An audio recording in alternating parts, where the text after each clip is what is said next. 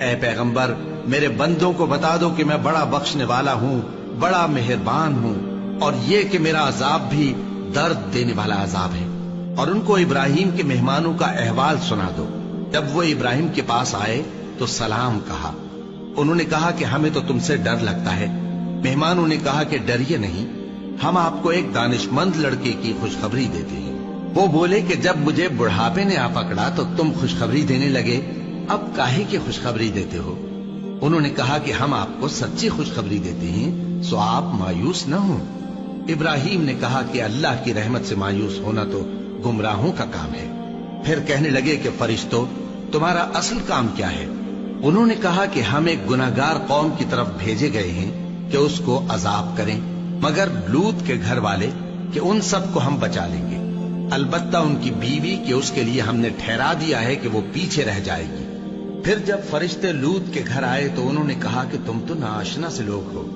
وہ بولے کہ نہیں، بلکہ ہم آپ کے پاس وہ چیز لے کر آئے ہیں جس میں لوگ شک کرتے تھے، اور ہم آپ کے پاس یقینی بات لے کر آئے ہیں اور ہم سچ کہتے ہیں۔ تو آپ کچھ رات رہے سے اپنے گھر والوں کو لے نکلیں اور خود ان کے پیچھے چلیں، اور آپ میں سے کوئی شخص پیچھے مڑ کر نہ دیکھے، اور جہاں آپ کو حکم ہو وہاں چلے جائیے۔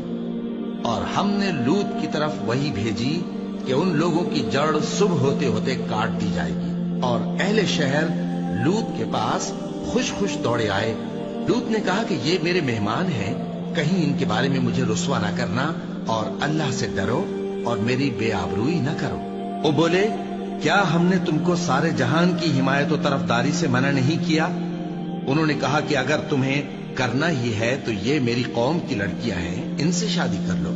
اے نبی، تمہاری جان کی قسم، وہ اپنی مستی میں مدہوش ہو رہے تھے، سو ان کو سورج نکلتے نکلتے چنگھاڑ نے آ پکڑا، اور ہم نے ان بستیوں کو الٹ کر نیچے اوپر کر دیا اور ان پر کھنگر کی پتھریاں برسائیں۔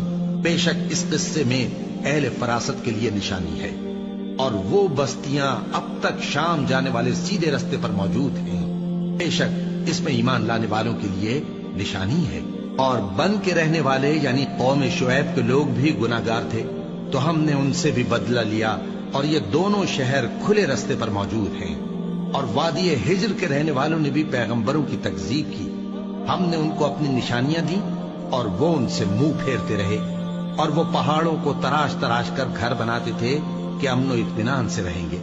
آخر زوردار آواز نے ان کو صبح ہوتے ہوتے آ پکڑا، اور جو کام وہ کرتے تھے وہ ان کے کچھ بھی کام نہ آئے۔ اور ہم نے آسمانوں اور زمین کو اور جو مخلوقات ان میں ہے سب کو تدبیر کے ساتھ پیدا کیا ہے، اور قیامت تو ضرور آ کر رہے گی، تو تم ان لوگوں سے اچھی طرح سے درگزر کرو۔ کچھ شک نہیں کہ تمہارا پروردگار ہی سب کچھ پیدا کرنے والا ہے، جاننے والا ہے۔ اور ہم نے تم کو 7 آیتیں جو نماز میں دہرا کر پڑھی جاتی ہیں، یعنی سورہ الحمد اور عظمت والا کلام عطا فرمایا ہے۔ ہم نے کفار کی کئی جماعتوں کو جن کو فوائد دنیاوی سے نوازا ہے، تم ان کی طرف رغبت سے آنکھ اٹھا کر نہ دیکھنا، اور نہ ان کے حال پر رنج و غم کرنا، اور مومنوں کے ساتھ تواضع سے پیش آنا، اور کہہ دو کہ میں تو علانیہ ڈر سنانے والا ہوں، اور ہم ان کفار پر اسی طرح عذاب نازل کریں گے جس طرح ان لوگوں پر نازل کیا جنہوں نے تقسیم کر دیا، یعنی قرآن کو کچھ ماننے اور کچھ نہ ماننے سے ٹکڑے ٹکڑے کر ڈالا۔ سو تمہارے پروردگار کی قسم، ہم ان سے ضرور پرسش کریں گے ان کاموں کی جو وہ کرتے رہے۔ پس جو حکم تم کو اللہ کی طرف سے ملا ہے وہ لوگوں کو بے دھڑک سنا دو، اور مشرکوں کا ذرا خیال نہ کرو۔